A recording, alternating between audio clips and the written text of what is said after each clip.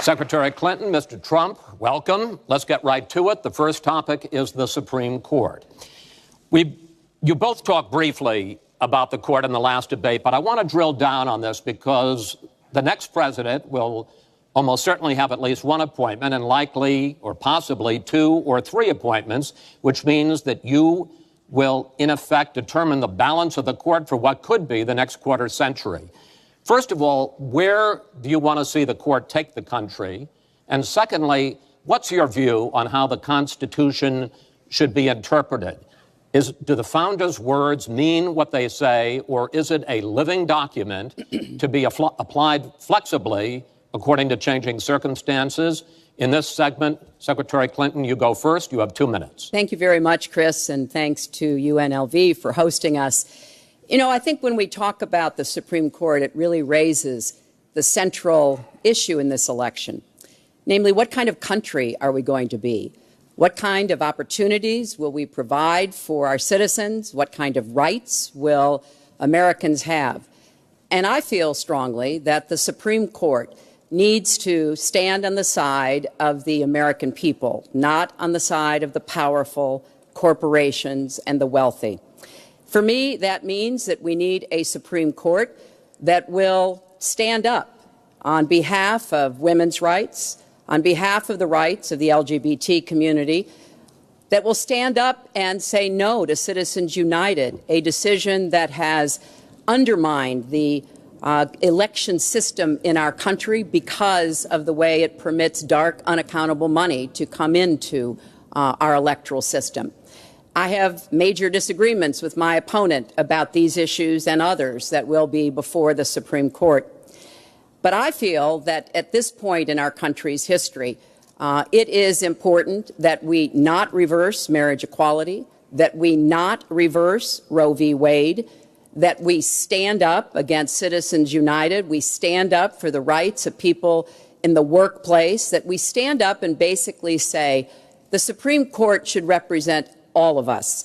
That's how I see the court, and the kind of people that I would be looking to nominate to the court would be in the great tradition of standing up to the powerful, standing up on behalf of our rights as Americans. And I look forward to having that opportunity. I would hope that the Senate would do its job and confirm the nominee that President Obama has sent to them. That's the way the Constitution fundamentally should operate. The president nominates, and then the Senate advises and consents or not, but they go forward with the process. Secretary Clinton, thank you. Mr. Trump, same question. Where do you want to see the court take the country, and how do you believe the Constitution should be interpreted? Well, first of all, it's great to be with you, and thank you, everybody. The Supreme Court, it's what it's all about. Our country is it's just so imperative that we have the right justices. Something happened recently where Justice Ginsburg made some very, very inappropriate statements toward me and toward a tremendous number of people, many, many millions of people that I represent, and she was forced to apologize, and apologize she did. But these were statements that should never, ever have been made. We need a Supreme Court that, in my opinion, is going to uphold the Second Amendment and all amendments, but the Second Amendment, which is under absolute siege. I believe if my opponent should win this race, which I truly don't think will happen, we will have a Second Amendment which will be a very, very small replica of what it is right now. But I feel that it's absolutely important that we uphold because of the fact that it is under such trauma. I feel that the justices that I am going to appoint, and I've named 20 of them, the justices that I'm going to appoint will be pro-life. They will have a conservative bent. They will be protecting the Second Amendment. They are great scholars in all cases, and they're people of tremendous respect.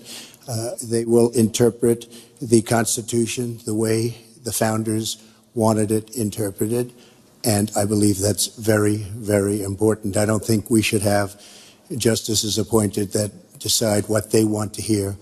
It's all about the Constitution and so important, the Constitution the way it was meant to be. And those are the people that I will appoint. Mr. Trump, thank you. We now have about 10 minutes for an open discussion. I want to focus on two issues that, in fact, by the justices that you name, could end up changing the existing law of the land. First is one that you mentioned, Mr. Trump, and that is guns. Secretary Clinton, you said last year, and let me quote, the Supreme Court is wrong on the Second Amendment. And now, in fact, in the 2008 Heller case, the court ruled that there is a constitutional right to bear arms, but a right that is reasonably limited. Those were the words of the judge, Antonin Scalia, who wrote the decision. What's wrong with that? Well, first of all, I support the Second Amendment. I lived in Arkansas for 18 wonderful years. I represented upstate New York. I understand and respect the tradition of gun ownership. It goes back to the founding of our country. But I also believe that there can be and must be reasonable regulation. Because I support the Second Amendment doesn't mean that I want people who shouldn't have guns to be able to threaten you, kill you or members of your family. And so when I think about what we need to do, we have 33,000 people a year who die from guns. I think we need comprehensive background checks, need to close the online loophole, close the gun show loophole. There's other matters that I think are sensible, that are the kind of reforms that would make a difference, that are not in any way conflicting with the Second Amendment. You mentioned the Heller decision, and what I was saying that you referenced, Chris, was that I disagreed with the way the court applied the Second Amendment in that case, because what the District of Columbia was trying to do was to protect toddlers from guns. And so they wanted people with guns to safely store them.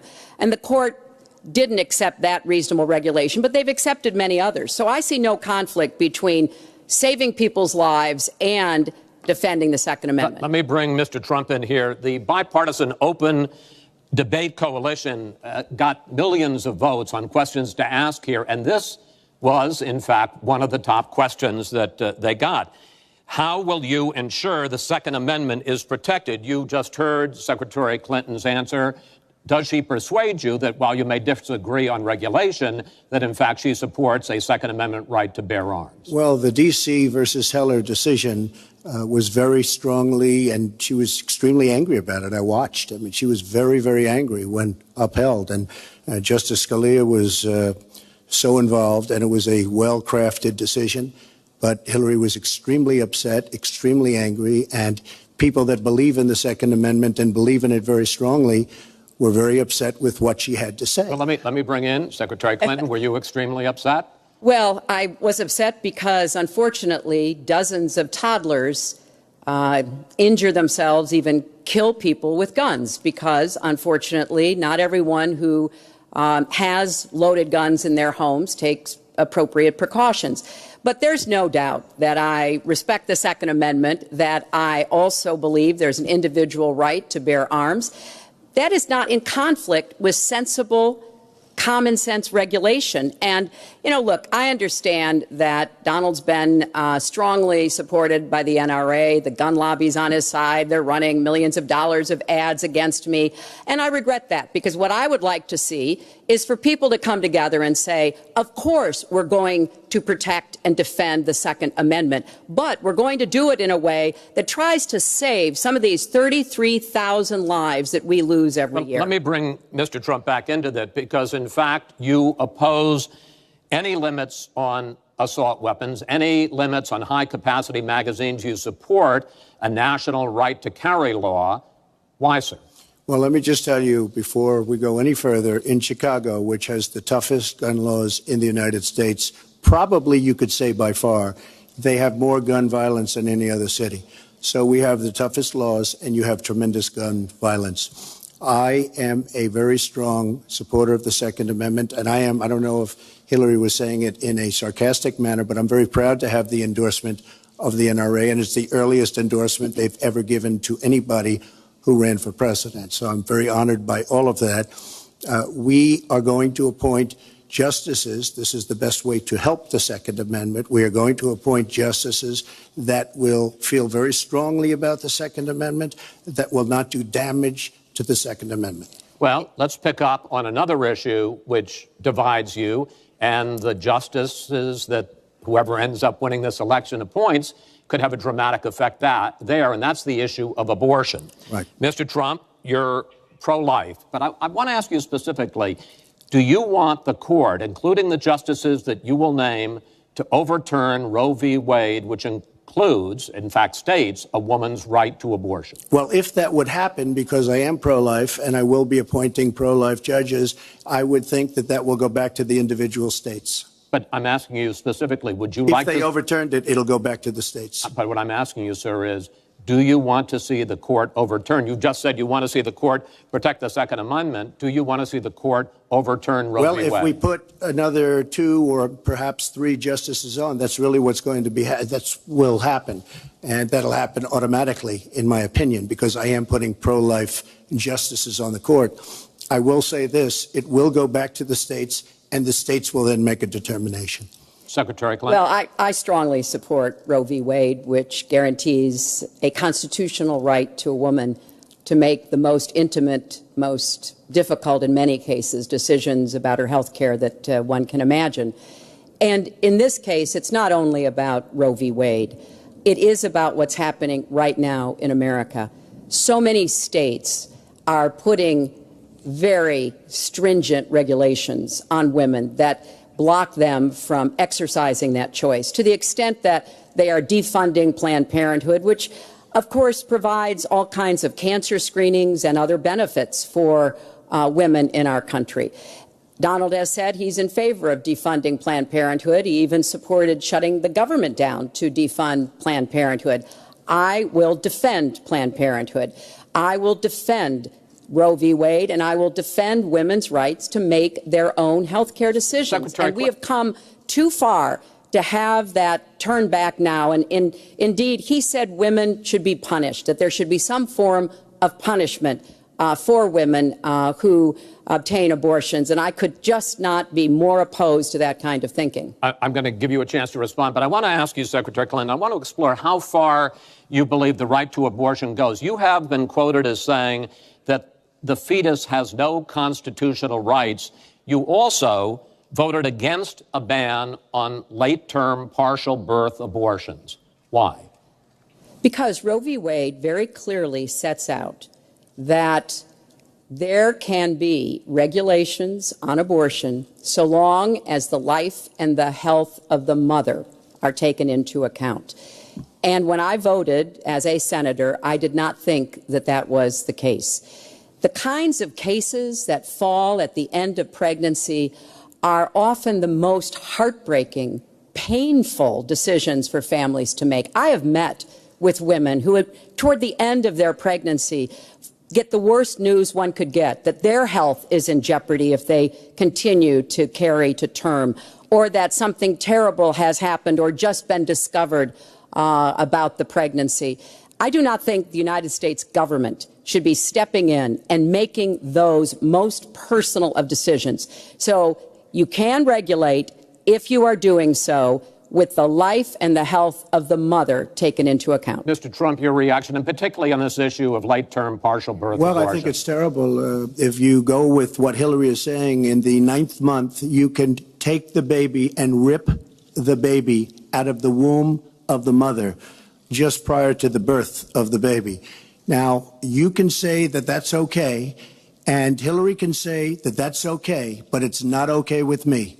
Because based on what she's saying and based on where she's going and where she's been, you can take the baby and rip the baby out of the womb in the 9th month on the final day. And that's not acceptable. Well, that is not what happens in these cases. And using that kind of scare rhetoric is just terribly unfortunate. You should meet with some of the women that I've met with, women I've known over the course of my life.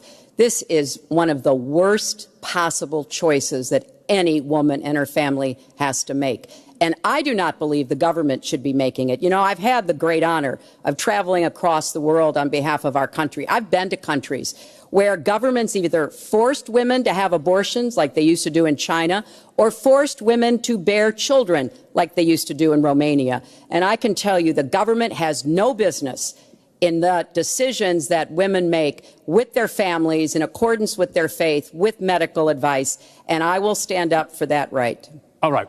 But just briefly, I want to move on to another honestly, segment. Nobody has business doing what I just said, doing that as late as 1 or 2 or 3 or 4 days prior to birth. Nobody has that. All right. Let's move on to the subject of immigration. And there is almost no issue that separates the two of you more than the issue of immigration. Actually, there are a lot of issues that separate the two of you. Mr. Trump, you want to build a wall. Secretary Clinton, you have offered no specific plan for how you want to secure our southern border. Mr. Trump, you are calling for major deportations. Secretary Clinton, you say that within your first 100 days as president, you're going to offer a pathway to citizenship. The question really is, why are you right and your opponent wrong? Mr. Trump, you go first in this segment. You have 2 minutes. Well, first of all, she wants to give amnesty, which is a disaster and very unfair to all of the people that are waiting in line for many, many years. We need strong borders. In the audience tonight, we have 4 mothers of, I mean, these are unbelievable people that I've gotten to know over a period of years whose children have been killed, brutally killed by people that came into the country illegally. You have thousands of mothers and fathers and relatives all over the country. They're coming in illegally. Drugs are pouring in through the border. We have no country if we have no border. Hillary wants to give amnesty. She wants to have open borders. The border secure, as you know, the Border Patrol agents, 16,500 plus ICE last week endorsed me. First time they've ever endorsed a candidate. It means their job is tougher, but they know what's going on. They know it better than anybody. They want strong borders. They feel we have to have strong borders. I was up in New Hampshire the other day. The biggest complaint they have, it's with all of the problems going on in the world, many of the problems caused by Hillary Clinton and by Barack Obama, all of the problems, their single biggest problem is heroin that pours across our southern borders, just pouring and destroying their youth. It's poisoning the blood of their youth and plenty of other people. We have to have strong borders. We have to keep the drugs out of our country. Right now, we're getting the drugs, they're getting the cash. We need strong borders. We need we cannot give amnesty. Now, I want to build the wall. We need the wall. The Border Patrol, ICE, they all want the wall. We stop the drugs. We shore up the border. One of my first acts will be to get all of the drug lords, all of the bad ones. We have some bad people in this country that have to go out. We're going to get them out. We're going to secure the border. And once the border is secured, at a later date, we'll make a determination as to the rest. But we have some bad hombres here, and we're going to get them out. Mr. Trump, thank you. Same question to you, Secretary Clinton. Basically, why are you right and Mr. Trump is wrong? Well, as he was talking, I was thinking about a young girl I met here in Las Vegas, Carla, who was very worried that her parents might be deported because she was born in this country, but they were not. They work hard. They do everything they can to give her a good life. And you're right. I don't want to rip families apart. I don't want to be sending parents away from children. I don't want to see the deportation force that Donald has talked about in action in our country. We have 11 million undocumented people. They have 4 million American citizen children, 15 million people. He said as recently as a few weeks ago in Phoenix that every undocumented person would be subject to deportation. Now, here's what that means. It means you would have to have a massive law enforcement presence where law enforcement officers would be going school to school, home to home, business to business, rounding up people who are undocumented. And we would then have to put them on trains, on buses to get them out of our country. I think that is an idea that is not in keeping with who we are as a nation. I think it's an idea that would rip our country apart. I have been for border security for years. I voted for border security in the United States Senate. And my comprehensive immigration reform plan, of course, includes border security. But I want to put our resources where I think they're most needed, getting rid of any violent person, anybody who should be deported, we should deport them. When it comes to the wall that Donald talks about building, he went to Mexico. He had a meeting with the Mexican president, didn't even raise it. He choked. And then got into a Twitter war because the Mexican president said, we're not paying for that wall. So I think we are both a nation of immigrants and we are a nation of laws, and that we can act accordingly. And that's why I'm introducing comprehensive immigration reform within the first 100 days with a path to citizenship. Thank you, Secretary Clinton. I want to follow up. I think I should respond to that. First of all, I had a very good meeting with the President of Mexico. Very nice man. We will be doing very much better with Mexico on trade deals, believe me. The NAFTA deal signed by her husband is one of the worst deals ever made of any kind, signed by anybody. It's a disaster. Hillary Clinton wanted the wall. Hillary Clinton fought for the wall in 2006 or thereabouts. Now, she never gets anything done, so naturally the wall wasn't built. But Hillary Clinton wanted the wall. Well, let me. We are a country of laws. And by the way, no, wait. I'd like to hear from. I'd like to hear from Secretary Clinton. I voted for border security, and there are some limited places where that was appropriate. There also is necessarily going to be new technology and how best to deploy that.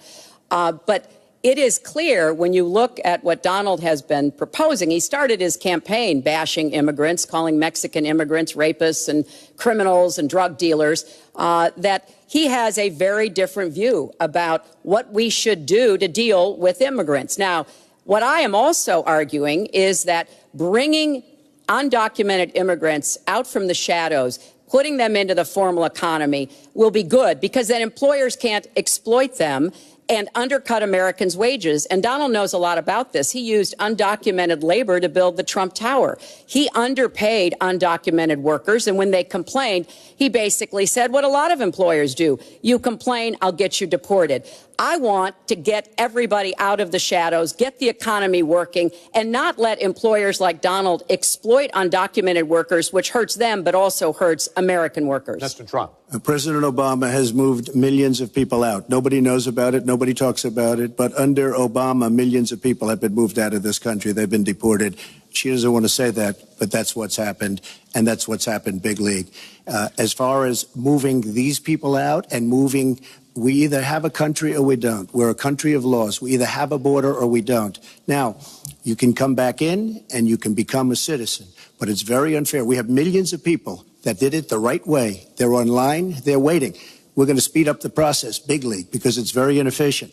But they're online and they're waiting to become citizens. Very unfair that somebody runs across the border, becomes a citizen. Under her plan, you have open borders. You would have a disaster on trade, and you will have a disaster with your open borders. But what she doesn't say is that President Obama has deported millions and millions of people just the way Secretary it is. Clinton, we will not have open borders. Well, that is a rank mischaracterization. Secretary Clinton. We will have secure borders, but we will also have reform. And this used to be a bipartisan issue. Ronald Reagan was the last president to sign immigration reform, and George W. Bush supported it as well. Secretary Clinton, I want to clear up your position on this issue, because in a speech you gave to a Brazilian bank for which you were paid $225,000, we've learned from the WikiLeaks that you said this, and I want to quote, "My dream is a hemispheric common market with open trade and open borders." So that's the question. That's the question. Please quiet, everybody. Is that your dream, open borders? Well, if you went on to read the rest of the sentence, I was talking about energy. You know, we trade more energy with our neighbors than we trade with the rest of the world combined. And I do want us to have an electric grid, an energy system that crosses borders. I think that would be a great benefit to us. But you are very clearly quoting from WikiLeaks. And what's really important about WikiLeaks is that the Russian government has engaged in espionage against Americans.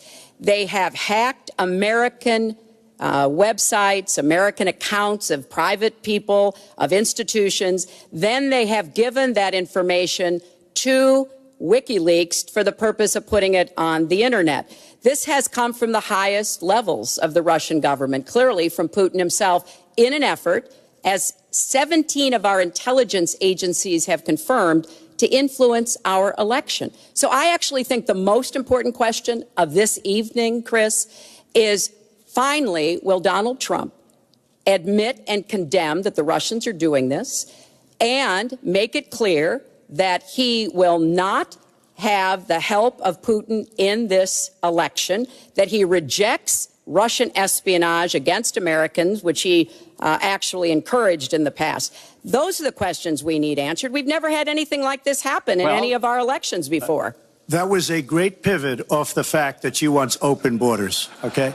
How did we get on to Putin? Hold on. No. Wait. Hold on, folks, because this is going to end up getting out of control. Let's try to keep it quiet for the candidates and for the American people. So just to finish on the borders. Yes. She wants open borders. People are going to pour into our country. People are going to come in from Syria. She wants 550% more people than Barack Obama. And he has thousands and thousands of people. They have no idea where they come from. And you see, we are going to stop radical Islamic terrorism in this country. She won't even mention the words, and neither will President Obama. So I just want to tell you, she wants open borders. Now we can talk about Putin. I don't know Putin. He said nice things about me. If we got along well, that would be good. If Russia and the United States got along well and went after ISIS, that would be good. He has no respect for her. He has no respect for our president. And I'll tell you what, we're in very serious trouble because we have a country with tremendous numbers of nuclear warheads, 1,800, by the way, where they expanded and we didn't. 1,800 nuclear warheads. And she's playing chicken.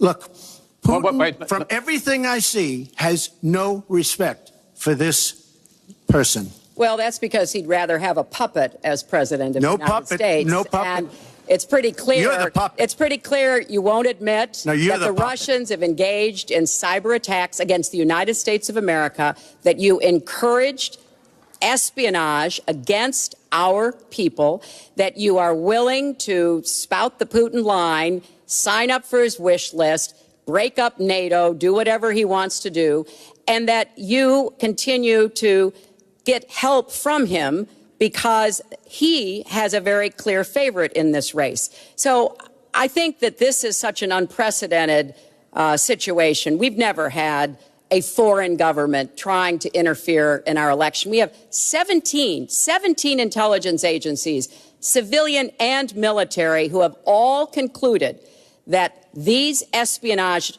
attacks, these cyber attacks, come from the highest levels of the Kremlin, and they are designed to influence our election.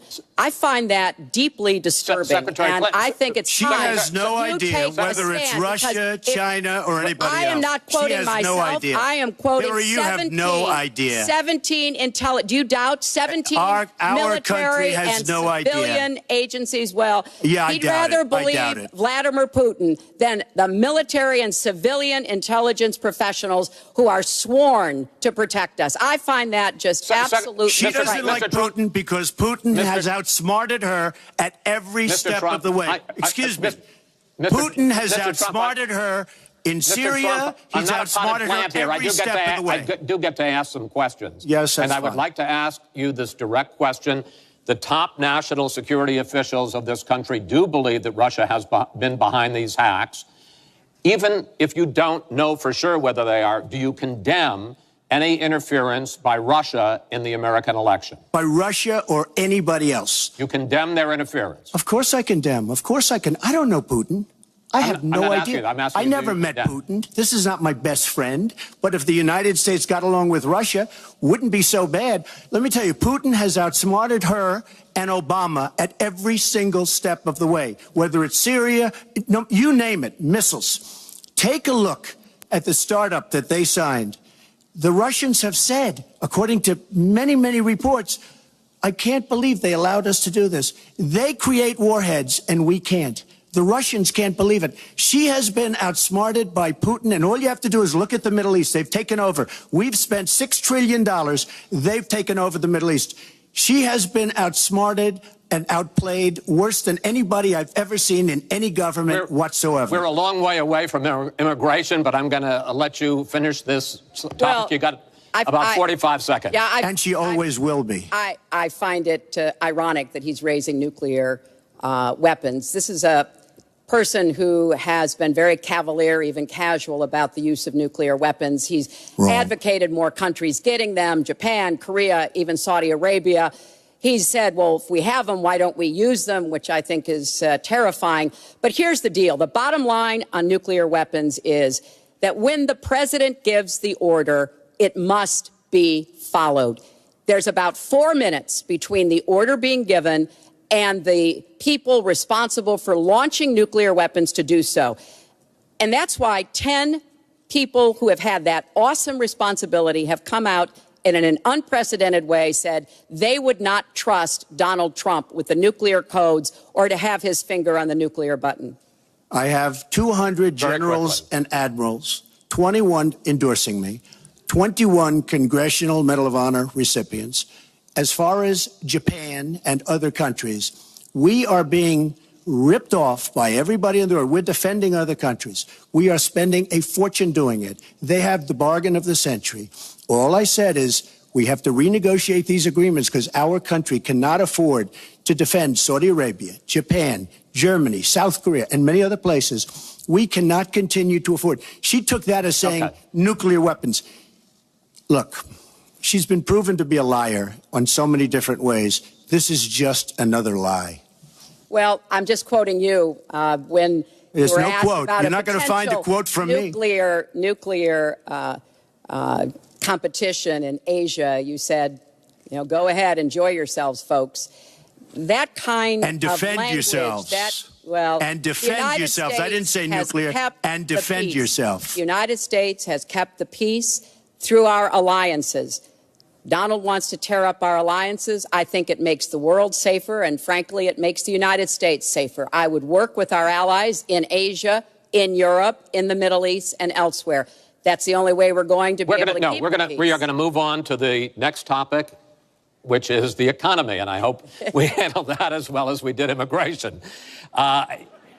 You also have very different ideas about how to get the economy growing faster. Secretary Clinton, in your plan, government plays a big role. You see more government spending, more entitlements, more tax credits, more tax penalties. Mr. Trump, you want to get government out with lower taxes and less regulation. Yes. We're going to drill down into this a little bit more, but in this overview, please explain to me why you believe that your plan will create more jobs and growth for this country and your opponent's plan will not. In this round, you go first, Secretary Clinton. Well, I think when the middle class thrives, America thrives. And so my plan is based on growing the economy, giving middle class families many more opportunities. I want us to have the biggest jobs program since World War II, jobs in infrastructure and advanced manufacturing. I think we can compete with high-wage countries, and I believe we should. New jobs in clean energy, not only to fight climate change, which is a serious problem, but to create new opportunities and new businesses. I want us to do more to help small business. That's where 2/3 of the new jobs are going to come from. I want us to raise the national minimum wage because people who live in poverty should not, who work full time should not still be in poverty. And I sure do want to make sure women get equal pay for the work we do. I feel strongly that we have to have an education system that starts with preschool and goes through college. That's why I want more technical education in high schools and in community colleges, real apprenticeships to prepare young people for the jobs of the future. I want to make college debt-free, and for families making less than $125,000, you will not get a tuition bill from a public college or university if the plan that I worked on with Bernie Sanders is enacted.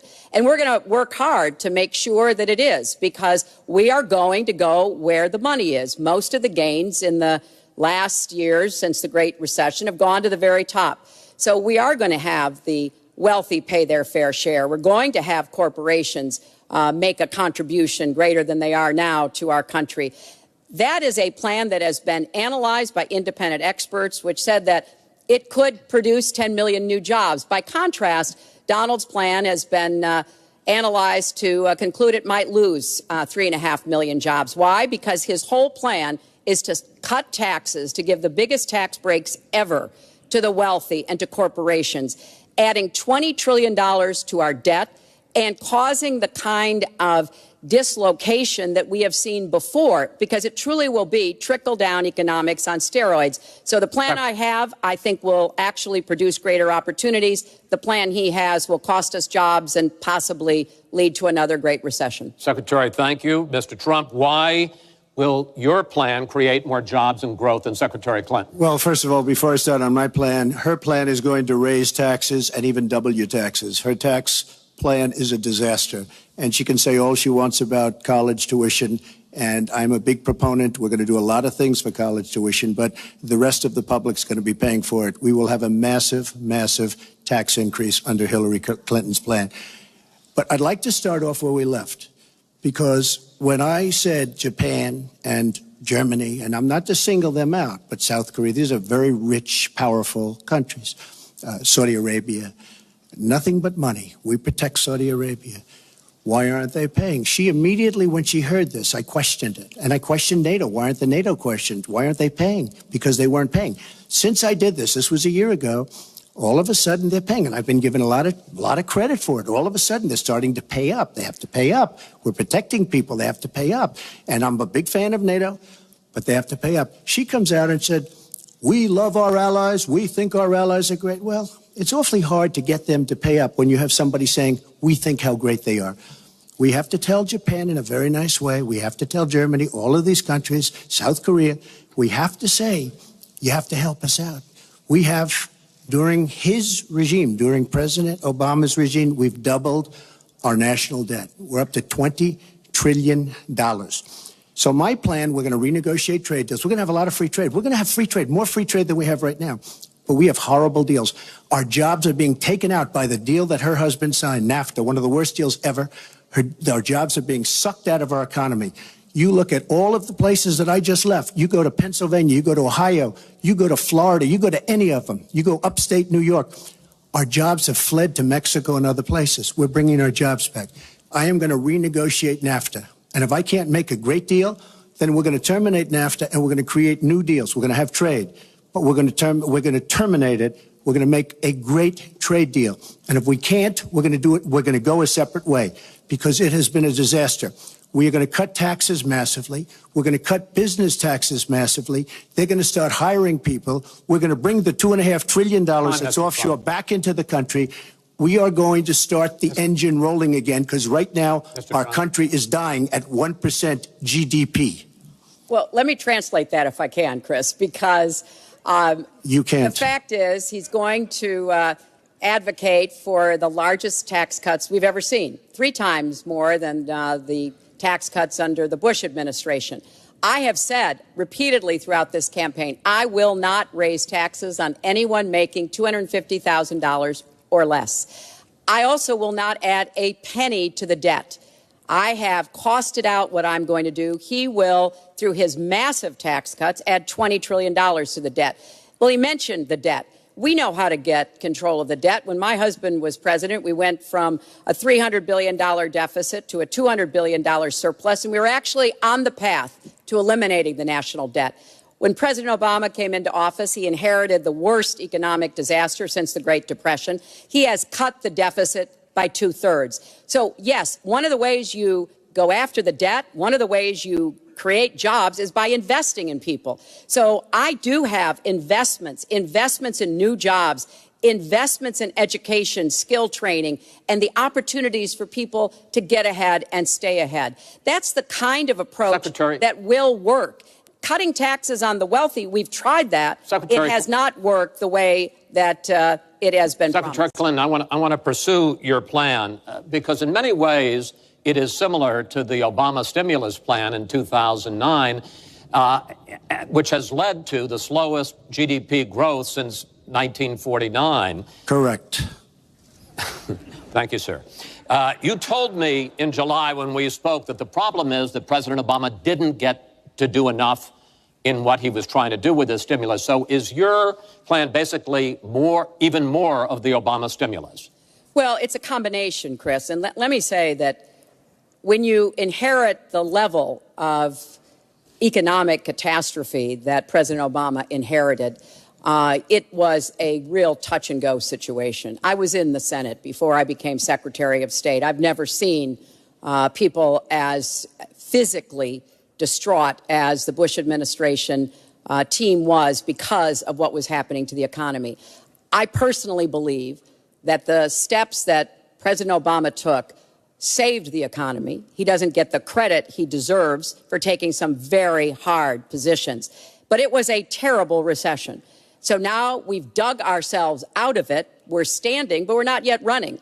So what I am proposing is that we invest from the middle out and the ground up, not the top down. That is not going to work. That's why what I have put forward doesn't add a penny to the debt, but it is the kind of approach that will enable more people to take those new jobs, higher paying jobs. We're beginning to see some increase in incomes, and we certainly have had a long string of increasing jobs. We've got to do more to get the whole economy moving, and that's what I believe I will be able to do. Mr. Trump, even conservative economists who have looked at your plan say that the numbers don't add up, that your idea, and you've talked about 25 million jobs created, 4% over a 10-year period growth, is unrealistic. And they say, you talk a lot about growing the energy industry, they say with oil prices as low as they are right now, that's unrealistic as well. Your response? So I just left some high representatives of India.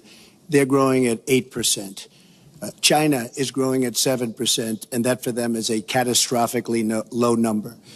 We are growing. Our last report came out, and it's right around the 1% level, and I think it's going down. Last week, as you know, at the end of last week, they came out with an anemic jobs report, a terrible jobs report. In fact, I said, is that the last jobs report before the election? Because if it is, I should win easily. It was so bad. The report was so bad. Look, our country is stagnant. We've lost our jobs. We've lost our businesses. We're not making things anymore, relatively speaking. Our product is pouring in from China, pouring in from Vietnam, pouring in from all over the world. I've visited so many communities. This has been such an incredible education for me, Chris. I've gotten to know so many. I've developed so many friends over the last year, and they cry when they see what's happened. I passed factories that were thriving 20, 25 years ago, and because of the bill that her husband signed and she blessed 100%, it is just horrible what's happened to these people in these communities. Now, she can say that her husband did well, but boy, did they suffer as NAFTA kicked in, because it didn't really kick in very much, but it kicked in after they left. Boy, did they suffer. That was one of the worst things that's ever been signed by our country. Now she wants to sign Trans-Pacific Partnership, and she wants it. She lied when she said she didn't call it the gold standard in one of the debates. She totally lied. She did call it the gold standard, and they actually fact-checked, and they said I was right. I was so honored. I want to give you a chance to briefly speak to that, and then I want to pivot to 1/6 of the economy, which is Obamacare. But go ahead, briefly. First, let me say, number one, when I saw the final agreement for TPP, I said I was against it. It didn't meet my tests. I've had the same tests. Does it create jobs, raise incomes, and further our national security? I'm against it now. I'll be against it after the election. I'll be against it when I'm president. There's only one of us on this stage who's actually shipped jobs to Mexico, because that's Donald. He's shipped jobs to 12 countries, including Mexico. But he mentioned China. And, you know, one of the biggest problems we have with China is the illegal dumping of steel and aluminum into our markets. I have fought against that as a senator. I've stood up against it as Secretary of State. Donald has bought Chinese steel and aluminum. In fact, the Trump hotel right here in Las Vegas was made with Chinese steel. So he goes around with crocodile tears about how terrible it is, but he has given jobs to Chinese steel workers, not American steel workers. Mr. Trump? That's the kind of approach that is just not going to work. We're going to pull the country together. We're going to have trade agreements that we enforce. That's why I'm going to have a trade prosecutor for the first time in history. And we're going to enforce those agreements. And we're going to look for businesses to help us by buying American products. I ask a simple question. She's been doing this for 30 years. Why the hell didn't you do it over the last 15, 20 years? You were very much involved. Excuse me. My turn. You were very much involved in every aspect of this country. Very much. And you do have experience. I'd say the one thing you have over me is experience, but it's bad experience, because what you've done has turned out badly. For 30 years, you've been in a position to help. And if you say that I use steel or I use something else, I make it impossible for me to do that. I wouldn't mind. The problem is you talk, but you don't get anything done, Hillary. You don't. Just like when you ran the State Department, $6 billion was missing. How do you miss $6 billion? You ran the State Department. $6 billion was either stolen, they don't know. It's gone. $6 billion. If you become president, this country is going to be in some mess, believe me. Well, first of all, what he just said about the State Department is not only untrue, it's been debunked numerous times. But I think it's really an important issue. He raised the 30 years of experience. So let me just talk briefly about that. You know, back in the 1970s, I worked for the Children's Defense Fund, and I was taking on discrimination against African-American kids in schools. He was getting sued by the Justice Department for racial discrimination in his apartment buildings. In the 1980s, I was working to reform the schools in Arkansas. He was borrowing $14 million from his father to start his businesses. In the 1990s, I went to Beijing, and I said women's rights are human rights. He insulted a former Miss Universe, Alicia Machado, called her an eating machine. And on the day when I was in the Situation Room monitoring the raid that brought Osama bin Laden to justice, he was hosting the Celebrity Apprentice. So I'm happy to compare my 30 years of experience, what I've done for this country, trying to help in every way I could, especially kids and families, get ahead and stay ahead, with your 30 years, and I'll let the American people make that decision. Well, I think I did a much better job. I built a massive company, a great company, some of the greatest assets anywhere in the world, worth many, many billions of dollars. I started with a $1 million loan. I agree with that. It's a $1 million loan, but I built a phenomenal company. And if we could run our country the way I've run my company, we would have a country that you would be so proud of. You would even be proud of it. And frankly, when you look at her real record, take a look at Syria, take a look at the migration, take a look at Libya, take a look at Iraq. She gave us ISIS because her and Obama created this huge vacuum.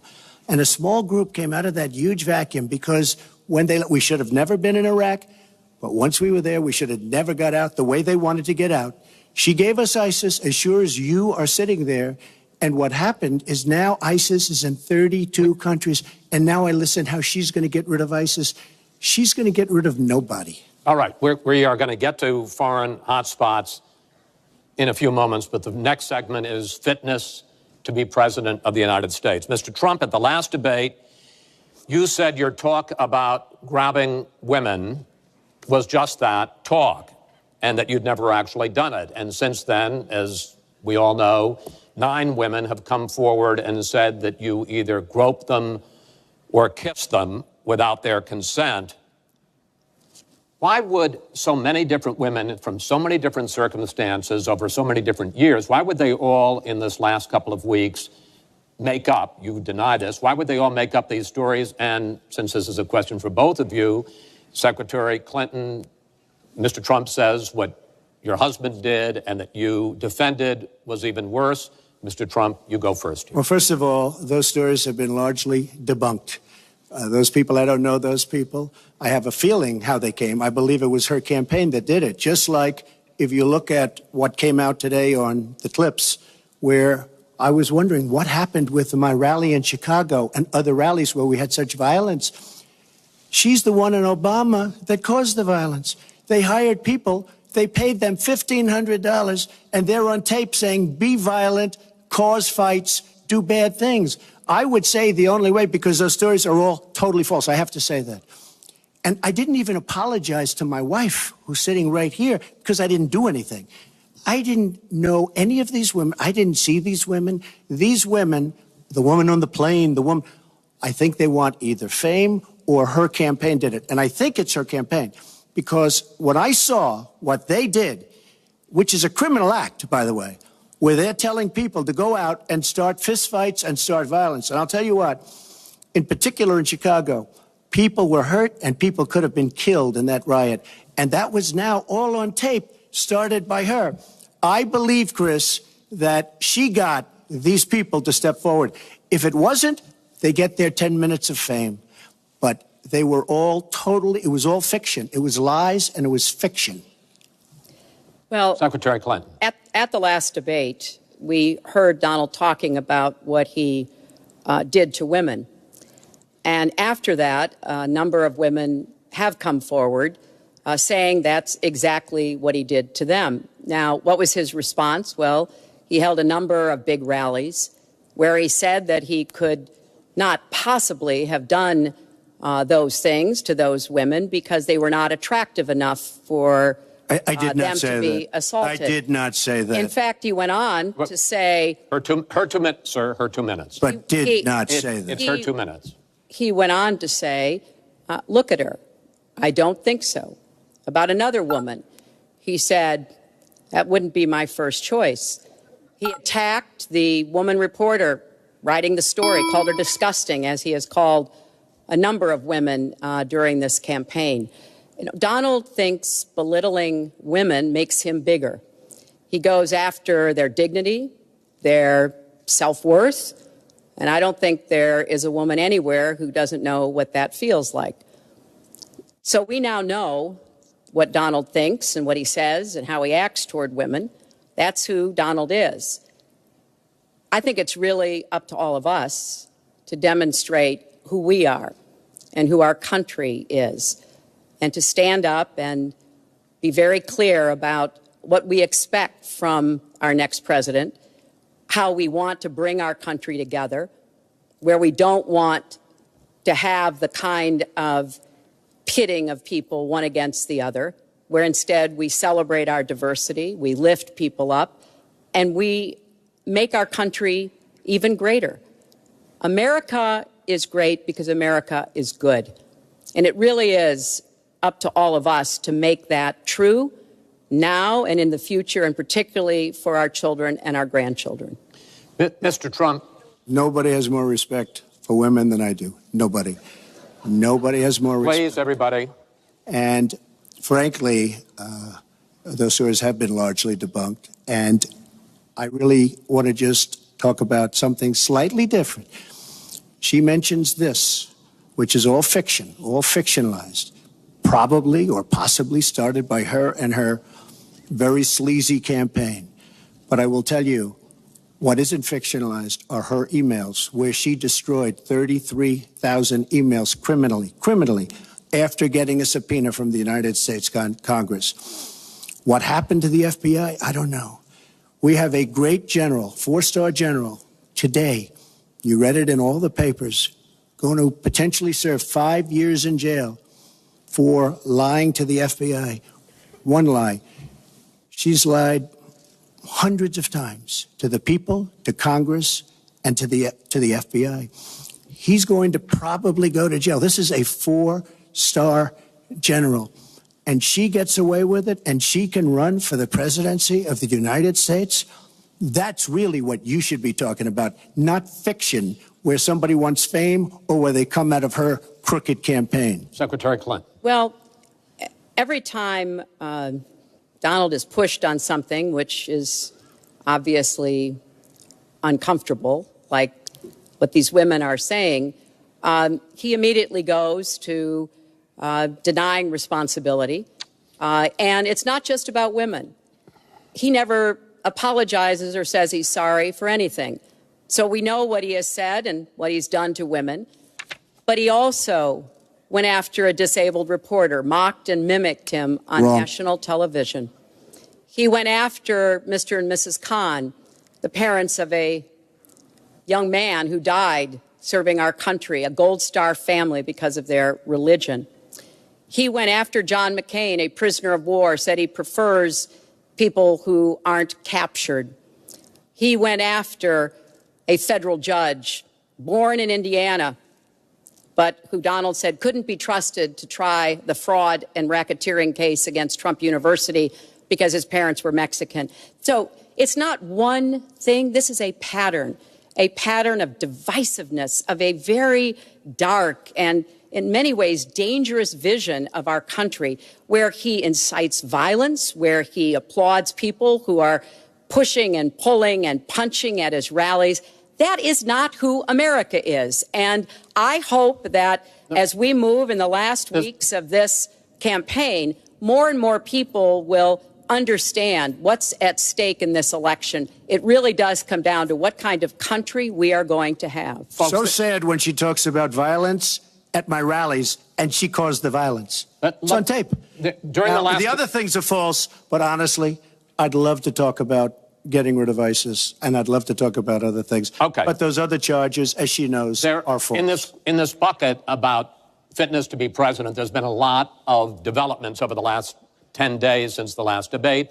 I'd like to ask you about them. These are questions that the American people have. Secretary Clinton, during your 2009 Senate confirmation hearing, you promised to avoid even the appearance of a conflict of interest with your dealing with the Clinton Foundation while you were Secretary of State. But emails show that donors got special access to you. Those seeking grants for Haiti relief were considered separately from non-donors, and some of those donors got government contracts, taxpayer money. Can you really say that you kept your pledge to that Senate committee? And why isn't what happened and what went on between you and the Clinton Foundation, why isn't it what Mr. Trump calls pay to play? Well, everything I did as Secretary of State was in furtherance of our country's interests and our values. The State Department has said that. I think that's been proven. But I am happy. In fact, I'm thrilled to talk about the Clinton Foundation because it is a world-renowned charity. And I am so proud of the work that it does. You know, I could talk for the rest of the debate. I know I don't have the time to do that. But just briefly, the Clinton Foundation made it possible for 11 million people around the world with HIV/AIDS to afford treatment. And that's about half of all the people in the world who are getting treatment. In partnership with the American Health Association, we have made environments in schools healthier for kids, Secretary including Clinton, healthier respectfully, this is an open discussion. Well, it is an open discussion. I understand, and the specific question went to pay for play. Do you want to talk about that? But there is no evidence. But there is a lot of evidence about the very good work and it's a the criminal high enterprise, that and the so many people know it. It's a criminal enterprise. Saudi Arabia giving $25 million, Qatar, all of these countries. You talk about women and women's rights. So these are people that push gays off buildings. These are people that kill women and treat women horribly, and yet you take their money. So I'd like to ask you right now, why don't you give back the money that you've taken from certain countries that treat certain groups of people so horribly? Why don't you give back the money? I think it would be a great gesture. Well, because she takes a tremendous amount of money, and you take a look at the people of Haiti. I was at a little Haiti the other day in Florida, and I want to tell you, they hate the Clintons because what's happened in Haiti with the Clinton Foundation is a disgrace. And you know it, and they know it, and everybody knows Secretary it. Clinton. Well, very quickly, we at the Clinton Foundation spend 90% of all the money that is donated on behalf of programs of people around the world and in our own country. I'm very proud of that. We have the highest rating from the watchdogs that follow foundations. And I'd be happy to compare what we do with the Trump Foundation, which took money from other people and bought a 6-foot portrait of Donald. I mean, who does that? It just was astonishing. But when it comes to Haiti, Haiti is the poorest country in our hemisphere. The earthquake and the hurricanes, it has devastated Haiti. Bill and I have been involved in trying to help Haiti for many years. The Clinton Foundation raised $30 million to help Haiti after the catastrophic earthquake and all of the terrible problems the people there had. We've done things to help small businesses, agriculture, and so much else. And we're going to keep working to help Haiti because it's an important part of the American They don't want you to help them anymore. I'd like to mention one thing. Trump Foundation, small foundation. People contribute. I contribute. The money goes 100% goes to different charities, including a lot of military. I don't get anything. I don't buy boats. I don't buy planes. What happens is the money goes out. Wasn't some of the money used to settle your lawsuit, sir? No, it was. We put up the American flag, and that's it. They put up the American flag. We fought for the right in Palm Beach to put up the American flag. There was a penalty that was imposed by Palm Beach County, and the money came from your foundation. And by the way, the money yourself, went to Fisher House, where they build houses. The money that you're talking about went to Fisher House, where they build houses for veterans and disabled. I want to get into one But last... of course, there's no way we can know whether any of that is true because he hasn't released his tax returns. He is the first candidate ever to run for president in the last 40-plus years who has not released his tax returns. So everything he says about charity or anything else, we can't prove it. You can look at our tax returns. We've got them all out there. But what is really troubling is that we learned in the last debate he has not paid a penny in federal income tax. And we were talking about immigrants a few minutes ago, Chris.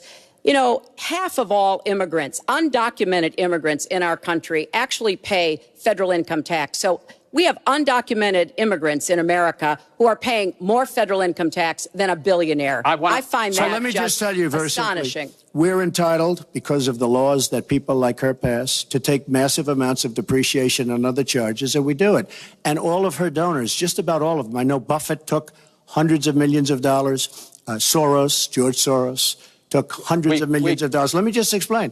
All of her donors, most of her donors have done the same thing as I did. Okay. Well, and you know what she should have done? Folks, we heard and this. You know, Hillary, what you should have done? You should have changed the law when you were a United States Senator. If folks, you don't like we heard it. This. Yeah. Because your donors and your special interests are doing the same thing as I do, except even more so. Well, you should have changed the law, but you won't change the law because you take in so much money. I mean, I sat in my apartment today on a very beautiful hotel down the street, known as Trump. Made with Chinese steel. But I will tell you, I sat there watching ad after ad after ad, false ad, all paid for by your friends on Wall Street that gave so much money because they know you're going to protect them. And frankly, you should have changed the laws. If you don't like what I did, you should have changed the laws. Mr. Trump, I want to ask you about one last question in this topic.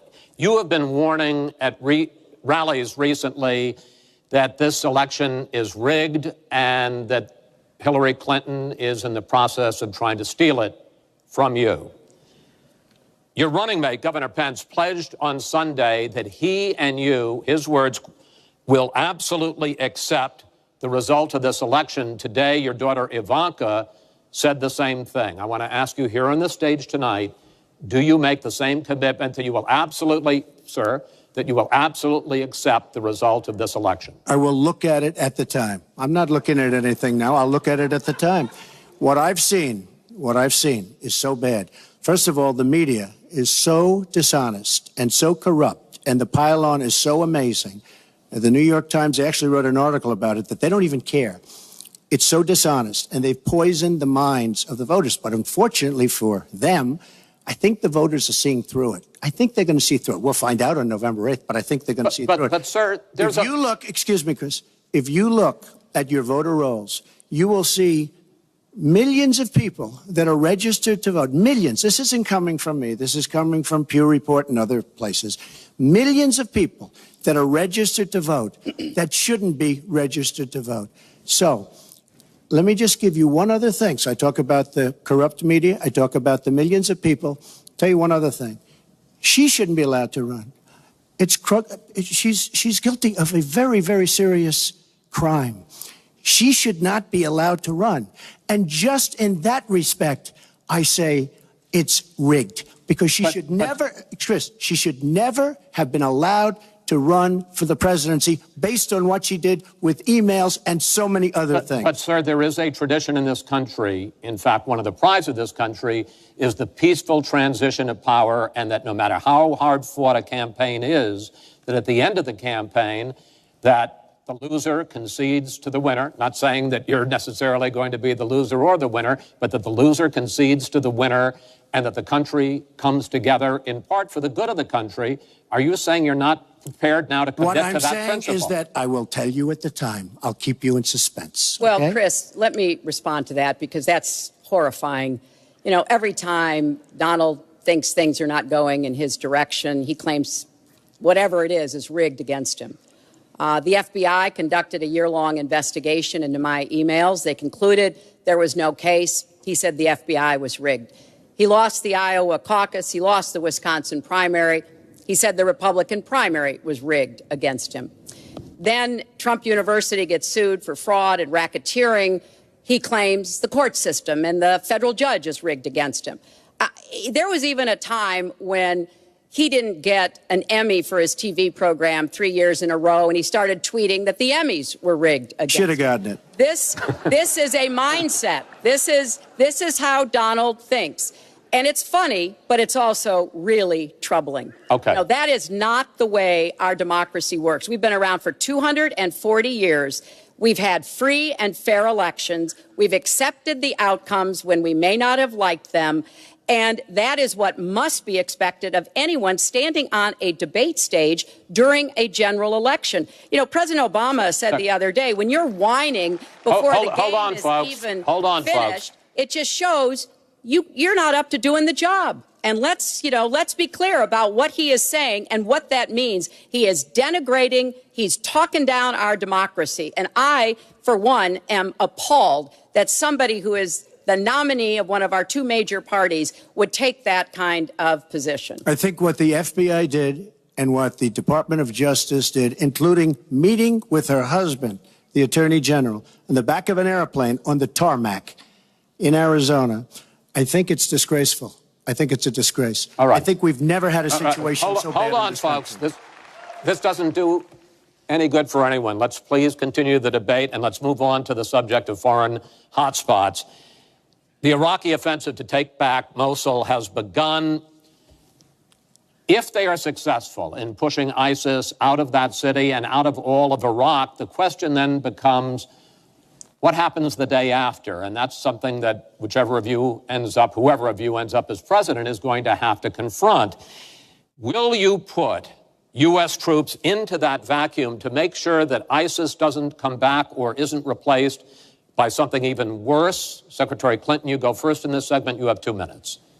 Well, I am encouraged that there is an effort led by the Iraqi army, supported by Kurdish forces, and also given the help and advice from the number of special forces and other Americans on the ground. But I will not support putting American soldiers into Iraq as an occupying force.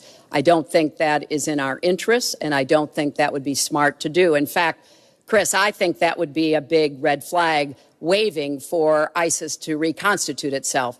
The goal here is to take back Mosul. It's going to be a hard fight. I've got no illusions about that. And then continue to press into Syria to begin to take back and move on Raqqa, which is the ISIS headquarters.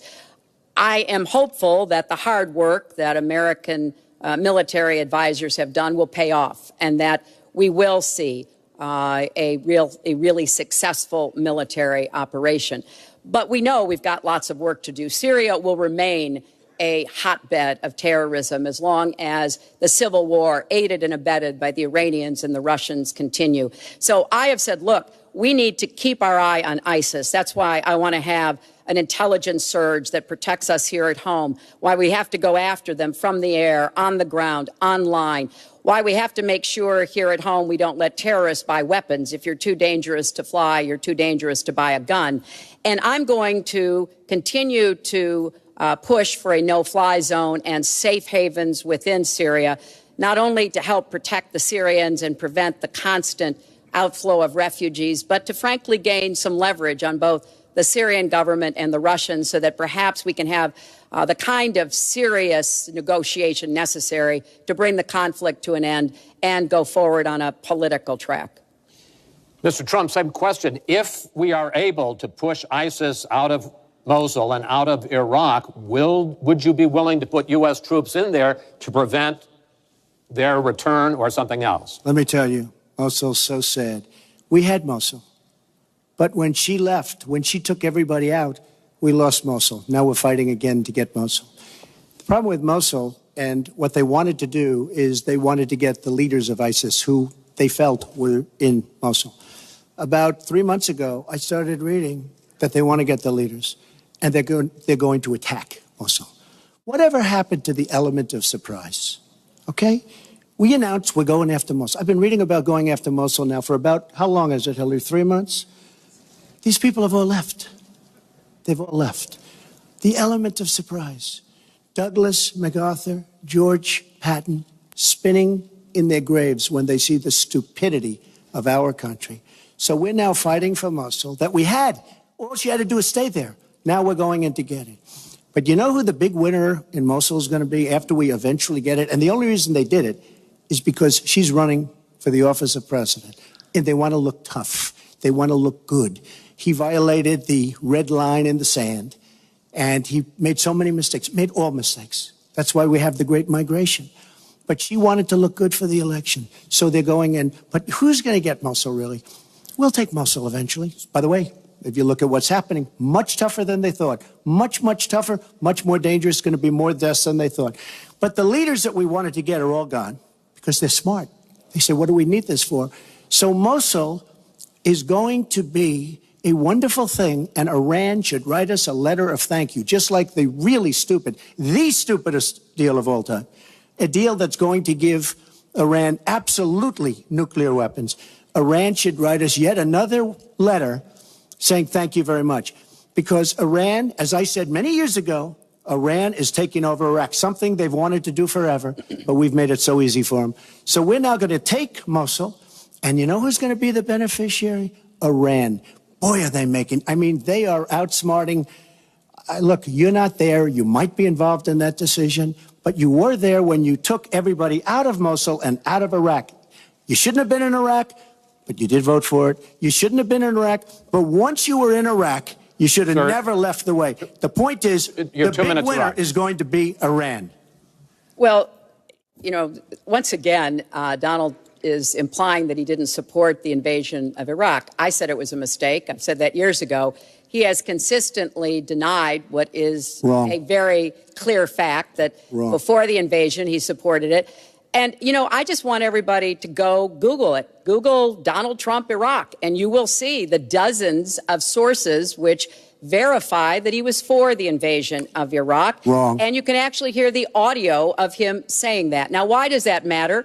Well, it matters because he has not told the truth about that position. I guess he believes it makes him look better now, to contrast with me, because I did vote for it. But what's really important here is to understand all the interplay. Mosul is a Sunni city. Mosul is on the border of Syria. And yes, we do need to go after Baghdadi, and just like we went after bin Laden while you were doing Celebrity Apprentice, and we brought him to justice. We need to go after the leadership, but we need to get rid of them, get rid of their fighters. They're estimated several thousand fighters in Mosul. They've been digging underground. They've been prepared to defend. It's going to be tough fighting, but I think we can take back Mosul, and then we can move on into Syria and take back Raqqa. This is what we have to do. I'm just amazed that he seems to think that the Iraqi government and our allies and everybody else launched the attack on Mosul to help me in this election. But that's how Donald thinks, you know. He always is looking for some Chris, we don't gain anything. He has all the Iran is taking over Iraq. Secretary Clinton. Iran is taking over Iraq. We don't gain Secretary Clinton. We would have gained if they did it by surprise. Wait. Secretary Clinton, it's an open discussion. Secretary, we would have gained if they did it by surprise. Secretary, please let Mr. Trump speak. He's unfit, and he proves it every time you he are talks. the one that's unfit. You know, WikiLeaks just actually came out. John Podesta said some horrible things about you, and boy, was he right. He said some beauties. And, you know, Bernie Sanders, he said you have bad judgment. You do. And if you think that going into Mosul, after we let the world know we're going in, and all of the people that we really wanted, the leaders, they're all gone. If you think that was good, then you do. Now, John Podesta said you have terrible instincts. Bernie Sanders said you have bad judgment.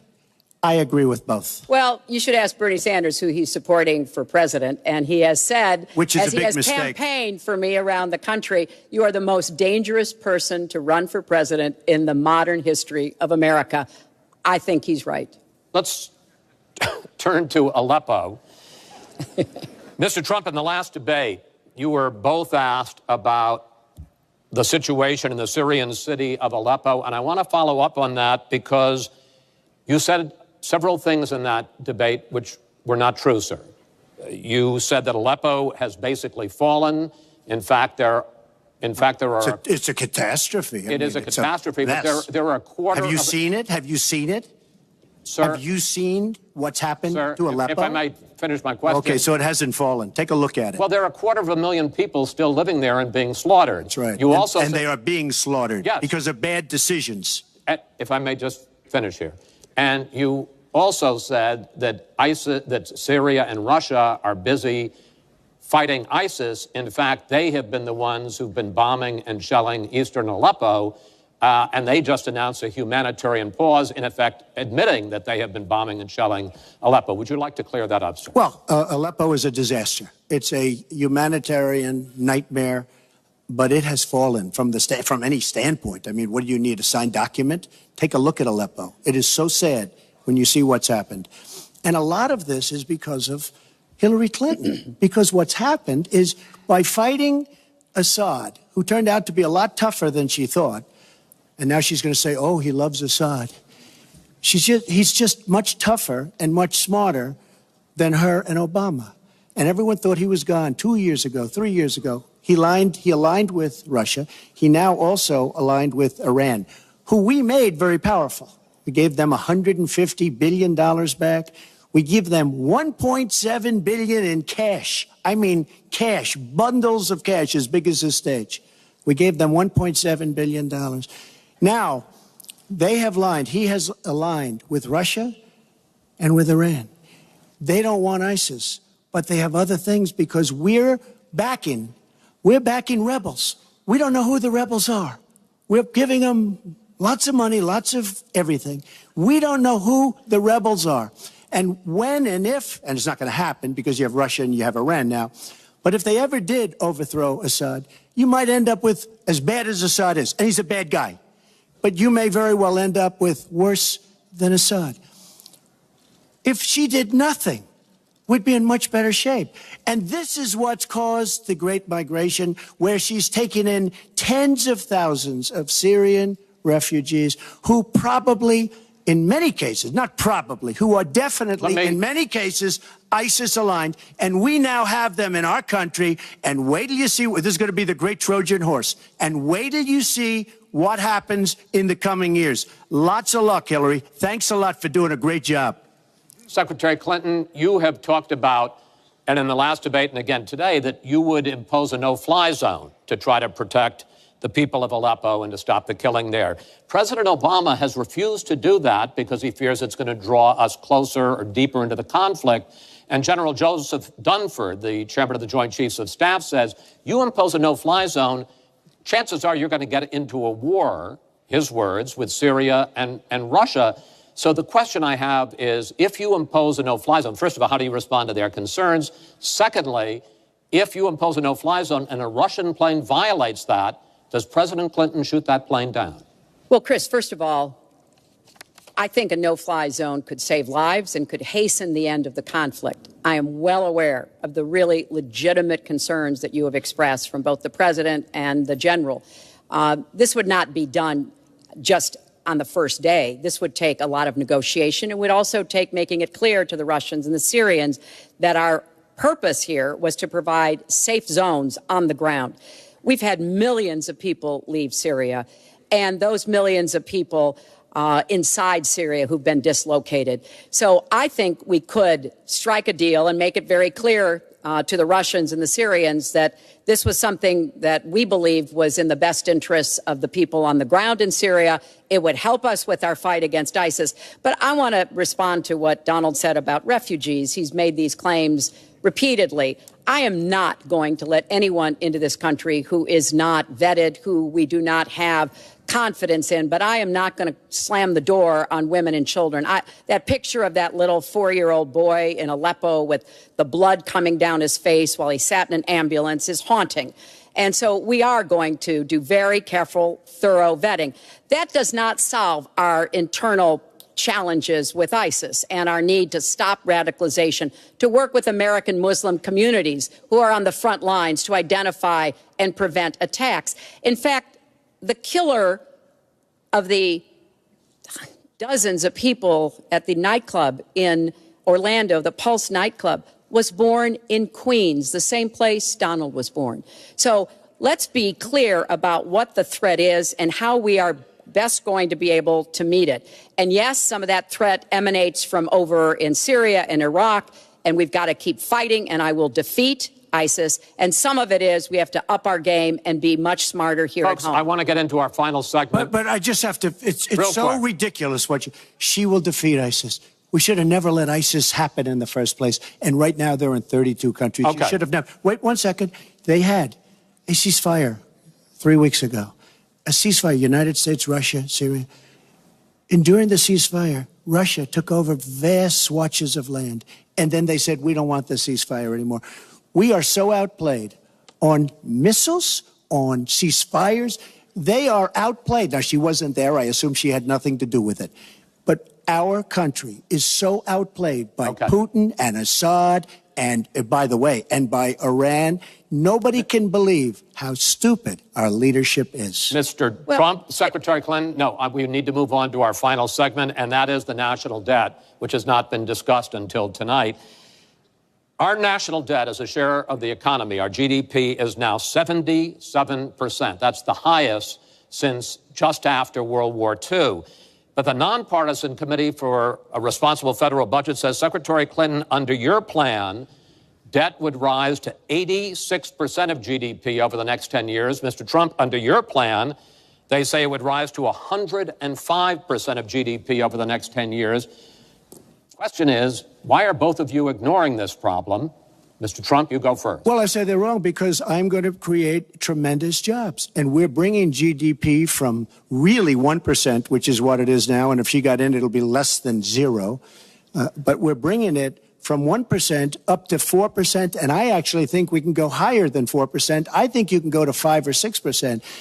And if we do, you don't have to bother asking your question because we have a tremendous machine. We will have created a tremendous economic machine once again. To do that, we're taking back jobs. We're not going to let our companies be raided by other countries where we lose all our jobs. We don't make our product anymore. It's very sad. But I'm going to create the kind of a country that we were from the standpoint of industry. We used to be there. We've given it up. We've become very, very sloppy. We've had people that are political hacks making the biggest deals in the world, bigger than companies. You take these big companies, these trade deals are far bigger than these companies. And yet we don't use our great leaders, many of whom back me and many of whom back Hillary, I must say. But we don't use those people. Those are the people, these are the greatest negotiators in the world. We have the greatest business people in the world. We have to use them to negotiate our trade deals. We use political hacks. We use people that get the position because they made a campaign contribution. And they're dealing with China and people that are very much smarter than they are. So we have to use our great people. But with that being said, we will create an economic machine, the likes of which we haven't seen in many decades. And people, Chris, will again go back to work, and they'll make a lot of money, and we'll have companies that will grow and expand and start from new. Secretary Clinton. Well, first, when I hear Donald talk like that and know that his slogan is "Make America Great Again," I wonder when he thought America was great. And before he rushes and says, you know, before you and President Obama were there, I think it's important to recognize that he has been criticizing our government for decades. You know, back in 1987, he took out a $100,000 ad in the New York Times during the time when President Reagan was president and basically said exactly what he just said now, that we were the laughing stock of the world. He was criticizing President Reagan. This is the way Donald thinks about himself, puts himself into, you know, the middle and says, you know, I alone can fix it, as he said on the convention stage. But if you look at the debt, which is the issue you asked about, Chris, I pay for everything I'm proposing. I do not add a penny to the national debt. I take that very seriously because I do think it's one of the issues we've got to come to grips with. So when I talk about how we're going to pay for education, how we're going to invest in infrastructure, how we're going to get the cost of prescription drugs down, and a lot of the other issues that people talk to me about all the time, I've made it very clear we are going where the money is. We are going to ask the wealthy and corporations to pay their fair share. And there is no evidence whatsoever that will slow down or diminish our growth. In fact, I think just the opposite. We'll have what economists call middle-out growth. We've got to get back to rebuilding the middle class, the families of America. That's where growth will come from. That's why I want to invest in you. I want to invest in your family. And I think that's the smartest way to grow the economy, to make the economy fairer. And we just have a big disagreement about this. It may be because of our experiences. You know, he started off with his dad as a millionaire. I started off with my dad as a small businessman. We've heard this before. I think it's, you know, it's a difference that affects how we see the world and what we want to do with the economy. Time. Thank you, Hillary. Could I just respond? Well, no. Because sir, I because did we're running out of disagree with time. Ronald Reagan very strongly on trade. I disagreed with him. We should have been much tougher on trade even then. I've been waiting for years. Nobody does it right. And frankly, now we're going to do it right. All right. The one last area I want to get into with you in this debate is the fact that the biggest driver of our debt is entitlements, which is 60% of all federal spending. Now, the Committee for Responsible Federal Budget has looked at both of your plans, and they say neither of you has a serious plan that is going to solve the fact that Medicare is going to run out of money in the 2020s, Social Security is going to run out of money in the 2030s, and at that time, recipients are going to take huge cuts in their benefits. So, in effect, the final question I want to ask you in this regard is, and let me start with you, Mr. Trump, would President Trump make a deal to save Medicare and Social Security that included both tax increases and benefit cuts, in effect, a grand bargain on entitlements? I'm cutting taxes. We're going to grow the economy. It's going to grow at a record rate. But that's not going to help on entitlements. It's going to totally help you. And one thing we have to do, repeal and replace the disaster known as Obamacare. It's destroying our country. It's destroying our businesses, our small business, and our big businesses. We have to repeal and replace Obamacare. You take a look at the kind of numbers that will cost us in the year 17. It is a disaster if we don't repeal and replace. Now, it's probably going to die of its own weight, but Obamacare has to go. The premiums are going up 60, 70, 80%. Next year, they're going to go up over 100%. And I'm really glad that the premiums have started. At least the people see what's happening, because she wants to keep Obamacare and she wants to make it even worse. And it can't get any worse. Bad health care at the most expensive price. We have to repeal and replace Obamacare. And Secretary Clinton, same question, because at this point, Social Security and Medicare are going to run out. The trust funds are going to run out of money. Will you, as president, will you consider a grand bargain, a deal that includes both tax increases and benefit cuts to try to save both programs? Well, Chris, I am on record as saying that we need to put more money into the Social Security Trust Fund.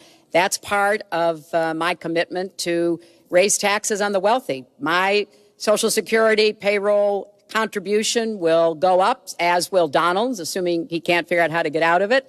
But what we want to do is to replenish the Social Security Trust Fund by making sure that we have sufficient resources. And that will come from either raising the cap and or finding other ways to get more money into it. I will not cut benefits.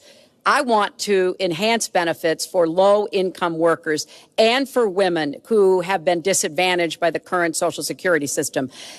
But what Donald is proposing with these massive tax cuts will result in a $20 trillion additional national debt. That will have dire consequences for Social Security and Medicare. And I'll say something about the Affordable Care Act, which he wants to repeal. The Affordable Care Act extended the solvency of the Medicare Trust Fund. So if he repeals it, our Medicare problem gets worse. What we need to do is go after the long-term health care drivers. We've got to get costs down, increase value, emphasize wellness. I have a plan for doing that, and I think that we will be able to get entitlement spending under control with more resources and smarter decisions. This is the final time, probably to both of your delight, that you're going to be on the stage together in this campaign. I would like to end it on a positive note. You had not agreed to closing statements, but it seems to me in a funny way that might make it more interesting because you haven't prepared closing statements. So I'd like you each to take it. We're going to put a clock up, a minute, as the final question in the final debate to tell the American people why they should elect you to be the next president. This is another new mini segment. Secretary Clinton, it's your turn to go first. Well, I would like to say to everyone watching tonight that I'm reaching out to all Americans, Democrats, Republicans, and independents, because we need everybody to help make our country what it should be, to grow the economy, to make it fairer, to make it work for everyone. We need your talents, your skills, your commitment, your energy, your ambition. You know, I've been privileged to see the presidency up close, and I know the awesome responsibility of protecting our country and the incredible opportunity of working to try to make life better for all of you. I have made the cause of children and families really my life's work.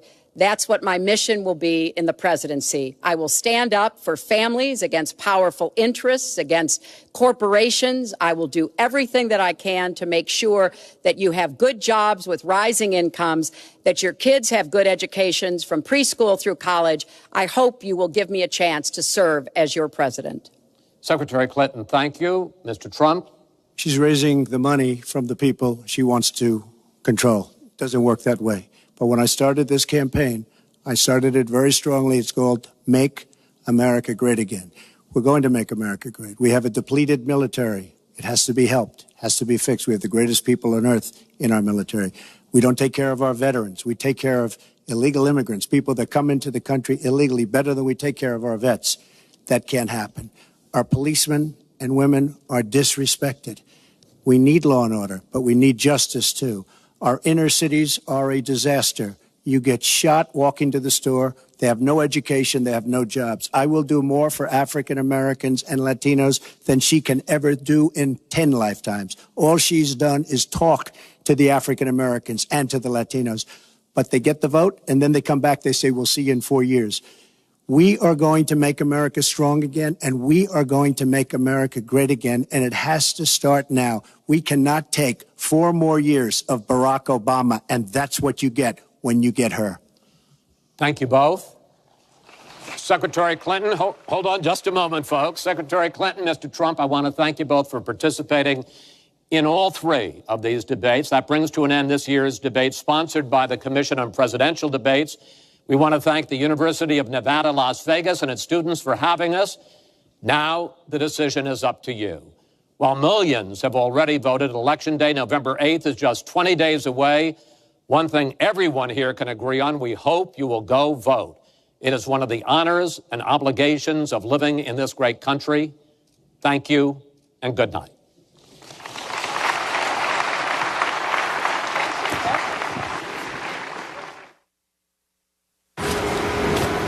Chris Wallace wrapping up what a job. Third and spirited debate, and he did, I think we could say, a really good job. Give that man an Emmy. Absolutely, yeah.